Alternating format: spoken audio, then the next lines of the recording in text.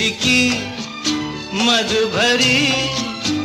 बॉलीवुड के दिग्गज अभिनेता जो अपने शानदार लुक्स और बेहतरीन डायलॉग डिलीवरी के लिए जाने जाते थे। कब भंवर करे पुकार, प्यार का राग सुनो, प्यार का राग सुनो। जिनका अंदाज सबसे अलग और हटके था और उन्हें अपने ज़माने का सबसे हैंडसम हीरो भी कहा जाता था। पल भर के लिए कोई हमें प्यार कर ले। इसके साथ ही उनका व्हाइट शर्ट के साथ काला कोट पहनने का अंदाज भी काफी पॉपुलर रहा। दिल में जो बातें हैं आज चलो हम कह दें। उन्हें इस लुक में देखकर लकड़ियां इस कदर पागल हो जाती थी कि कोर्ट ने भी उन्हें काले कोट पहनने पर बैन लगा दिया था। मैं जिंदगी का साथ निभाता चला गया। भारतीय सिनेमा में उनके योगदान के लिए उन्हें साल 2001 में पद्म भूषण और साल 2003 में दादा साहेब फाल्के पुरस्कार से भी सम्मानित किया गया। आज वो भले ही हमारे बीच नहीं है, लेकिन उनकी फिल्में और अभिनय आज भी लोगों के दिलों में जिंदा है। फूलों का, तारों का, सबका कहना। तो कौन है ये दिग्गज अभिनेता जिससे शादी न होने के कारण मशहूर अभिनेत्री सुरैया ने पूरी जिंदगी शादी नहीं की? बॉलीवुड के सुपरस्टार धर्मेंद्र भी देवानंद के जबरा फैन में से एक है। कभी वे घंटों लाइन में लगकर इनकी फिल्में देखा करते थे। दोस्तों, देवानंद काले कोट पहनने पर आखिर कोट को क्यों लगानी पड़ी थी पाबंदी, और यह भी जानेंगे देवानंद और सुरैया की लव स्टोरी और कैसे अधूरी रह गई देवानंद और सुरैया की प्रेम कहानी। तो दोस्तों, वीडियो के अंत तक बने रहिए और साथ ही वीडियो अच्छे लगे तो हमारे चैनल को सब्सक्राइब जरूर कीजिएगा। खुमार जादू नगरी से आया है कोई जादूगर। दोस्तों, देव आनंद का जन्म 26 सितंबर 1923 को गुरुदासपुर, पंजाब में हुआ था, जो वर्तमान में पाकिस्तान के नारोवाल जिला के अंतर्गत आता है। उनके पिता पिशोरी लाल आनंद एक जाने-माने वकील थे। देव आनंद 4 भाई थे, जिसमें उनके सबसे बड़े भाई मनमोहन आनंद एक वकील थे, जबकि उनके भाई चेतन आनंद और विजय आनंद हिंदी फिल्म जगत के मशहूर फिल्म निर्देशक थे। उनकी बहन शील कांता कपूर जाने माने फिल्म निर्देशक शेखर कपूर की मां है। देव आनंद की स्कूली शिक्षा सेक्रेड हार्ट स्कूल, डलहौजी से हुई थे। इसके बाद साल 1942 में उन्होंने राजकीय महाविद्यालय लाहौर से अंग्रेजी साहित्य में स्नातक की पढ़ाई की। वो आगे भी पढ़ना चाहते थे, लेकिन उनके पिता ने पहले ही कह दिया था कि उनके पास उन्हें पढ़ाने के लिए पैसे नहीं हैं। अगर वो आगे पढ़ना चाहते हैं तो नौकरी कर लें। देव आनंद बॉलीवुड के मशहूर अभिनेता अशोक कुमार से काफी ज्यादा प्रभावित थे और उनकी फिल्में देखने के बाद ही उन्होंने भी फिल्मों में काम करने का निर्णय लिया था। क्या मैं समझूं भगवान कि तुमने मुझे क्षमा कर दिया। साल 1943 में वह अपने सपनों को साकार करने के लिए मुंबई आ गए। उस समय उनके पास केवल 30 रुपए थे। उनके पास मुंबई जैसे महंगे शहर में रात बिताने के लिए भी पैसे नहीं थे। उन्होंने रेलवे स्टेशन के पास एक सस्ते होटल में एक कमरा किराए पर ले लिया, जिसमें पहले से ही 3 लोग रहते थे, जो उनकी तरह ही फिल्म इंडस्ट्री में अपनी पहचान बनाने के लिए संघर्ष कर रहे थे। संघर्ष के दिनों में उन्होंने मिलिट्री सेंसर ऑफिस में लिपिक की नौकरी की। इसके बाद उन्होंने एक अकाउंटिंग फर्म में बतौर क्लर्क भी काम किया। साल 1946 में उन्हें एक फिल्म हम एक हैं में काम करने का मौका मिला। हालांकि यह फिल्म बॉक्स ऑफिस पर कुछ खास कमाल नहीं कर पाई। इसके बाद उन्हें मोहन, आगे बढ़ो और विद्या जैसी कई फिल्मों में काम किया। लेकिन बॉलीवुड में उन्हें असली पहचान साल 1948 में फिल्म जिद्दी से मिली। अशकों ने उसको तो इस फिल्म में उनके साथ कामिनी कौशल मुख्य भूमिका में नजर आई थी और यह फिल्म बॉक्स ऑफिस पर सुपरहिट फिल्म साबित हुई थी। इस फिल्म की सफलता ने देव आनंद को रातों रात स्टार बना दिया।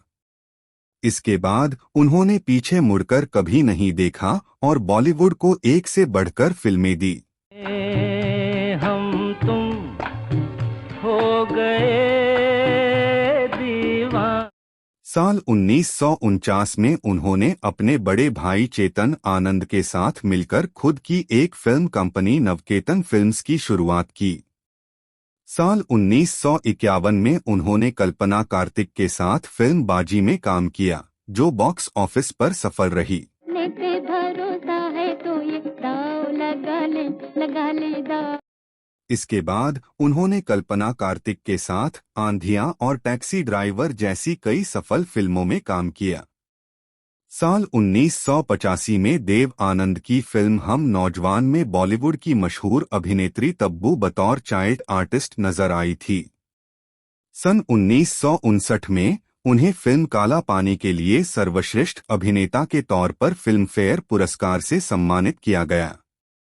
साल 1967 में फिल्म गाइड के लिए उन्हें दूसरी बार सर्वश्रेष्ठ अभिनेता के तौर पर फिल्म फेयर पुरस्कार से सम्मानित किया गया।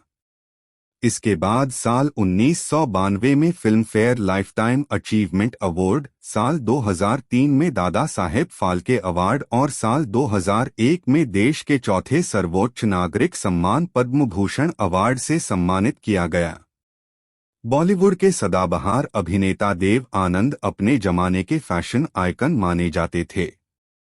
वह इतने हैंडसम थे कि लड़कियां उन पर अपना जान लुटाती थी। साल 1958 में फिल्म काला पानी में व्हाइट शर्ट के साथ काला कोट पहनने का उनका स्टाइल काफी पॉपुलर हुआ था और लोग उनके स्टाइल को खूब कॉपी करते थे। उनका यह स्टाइल इतना पॉपुलर हुआ कि कोर्ट ने उन्हें पब्लिक प्लेस में काला कोट पहनने पर पाबंदी लगा दी थी। कहा जाता है कि जब देव आनंद व्हाइट शर्ट के साथ काला कोट पहनकर निकलते थे तो लोगों की निगाहें उनसे हटती ही नहीं थी। खासकर लड़कियां उन्हें देखते ही इस कदर दीवानी हो जाती थी कि वह कुछ भी कर गुजरने के लिए तैयार रहती थी। इतना ही नहीं, काले कोट में देव आनंद को देखने के लिए लड़कियां छत से छलांग लगा देती थीं। किसी अभिनेता के लिए ऐसी दीवानगी शायद ही कभी देखने को मिली हो। लड़कियों की दीवानगी को देखते हुए कोर्ट को इस मामले में दखल देना पड़ा और उन्होंने देव आनंद को पब्लिक प्लेस में काला कोट पहनने पर बैन लगा दिया।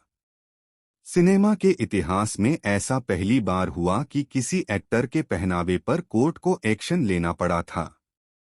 देव आनंद और सुरैया की प्रेम कहानी बॉलीवुड के अमर प्रेम कहानियों में से एक है। सुरैया अपने जमाने की एक मशहूर अभिनेत्री होने के साथ ही एक मशहूर गायिका भी थी। तू मेरा बालम तेरी मेरी जीत है, नैनों में प्रीत। वह देव आनंद से इस कदर प्यार करती थीं कि जब उनकी शादी देव आनंद से नहीं हुई तो उन्होंने ताउम्र शादी नहीं करने का फैसला किया। तो चलिए जानते हैं कि देव आनंद और सुरैया की मुलाकात कैसे हुई और किस तरह उनकी नजदीकियां बढ़ी और आखिर दोनों की लव स्टोरी क्यों अधूरी रह गई। देव आनंद और सुरैया की पहली मुलाकात साल 1948 में फिल्म विद्या के सेट पर हुई थी और इसी फिल्म के शूटिंग के दौरान दोनों एक दूसरे को दिल दे बैठे थे। यह वो समय था जब देव आनंद का करियर शुरू हो रहा था, जबकि सुरैया अपने करियर के पीक पर थी। इस फिल्म के गाने किनारे किनारे चले जाएंगे की शूटिंग के दौरान दोनों नाव पर सवार थे और नाव डूब जाती है। देव आनंद एक फिल्मी हीरो की तरह सुरैया को डूबने से बचाते हैं। इसी घटना के बाद सुरैया ने देव आनंद से शादी करने का फैसला कर लिया था। देव आनंद ने भी उन्हें फिल्म के सेट पर 3000 की अंगूठी देकर प्रोपोज किया था। देव आनंद और सुरैया के अफेयर के चर्चे जब फिल्म इंडस्ट्री में होने लगी तो यह बात सुरैया के परिवार तक पहुंची। सुरैया की नानी को उनका रिश्ता पसंद नहीं था क्योंकि दोनों अलग अलग धर्म से थे।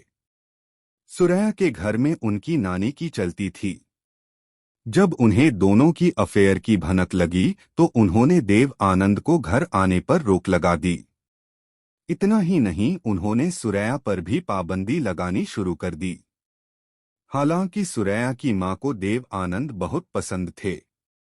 बाद में देव आनंद ने कल्पना कार्तिक से शादी कर ली, लेकिन सुरैया ने कभी शादी नहीं की। वह हमेशा देव आनंद की यादों में ही खोई रहती थी। साल 2004 में जब सुरैया इस दुनिया को छोड़कर चली गई तो हर किसी को उम्मीद थी कि देव आनंद आखिरी बार उन्हें देखने जरूर आएंगे, लेकिन ऐसा नहीं हुआ। इस तरह उनकी लव स्टोरी का द एंड हो गया।